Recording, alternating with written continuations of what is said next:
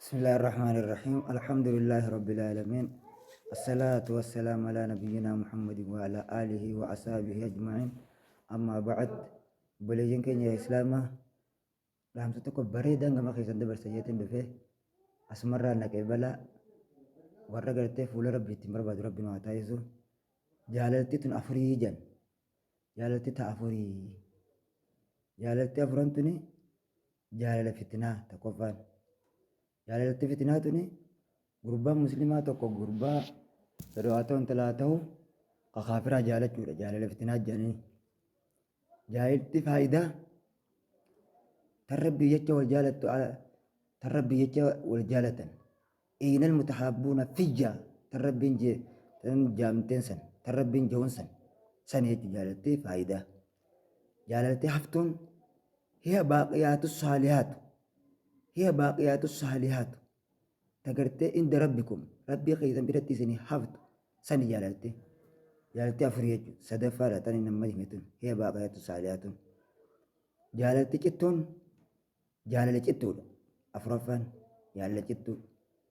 تا الدنيا تقاتون تنا رزال قرتي أبلي قبتي جلال أبتا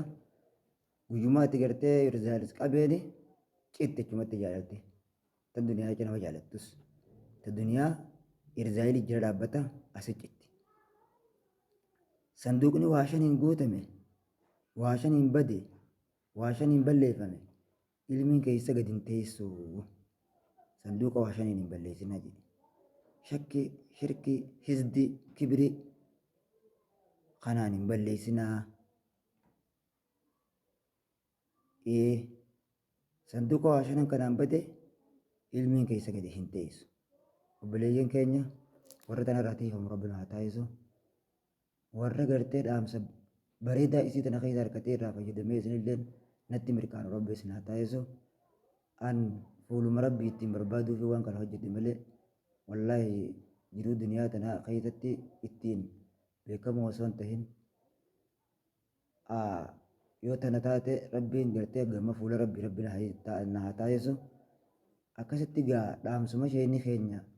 isheenii guddaa ishee kaleef bira taa'e waan irraa barreesse akka namni kunis irraa fayyadamee isa saniifillee so'aamni deemu naafillee yoon so'aama jidduu kadde jechuudhaaf gama keessan dabarsuuf wallaahi tanumaan ni addee gama keessan dabarsuu dhufe narra laalinaa bakka doggorees tanumaan gartee takaytaa sirrii qabaddaa taan firraa darbaadhaan isiniin jaa taniin gartee gama keessan bareechee dhiyeesses nafsiyyaatee wanta rabbii gaxamuu irraa yooniin gartee dogoggorees nafsiyyaaf sheeyxaana irraa obboleeyyan keenya khadiiraa dhalaadha warra isitan irraa gartee bu'aa buufatu rabbiin haa taasisu wassalaamu alaikum warahmatullaahi wabarakaatuun isiniin jaa naaf jiraadhaa naaf turaa diinii duniyaan naaf guddadhaan isiniin jaa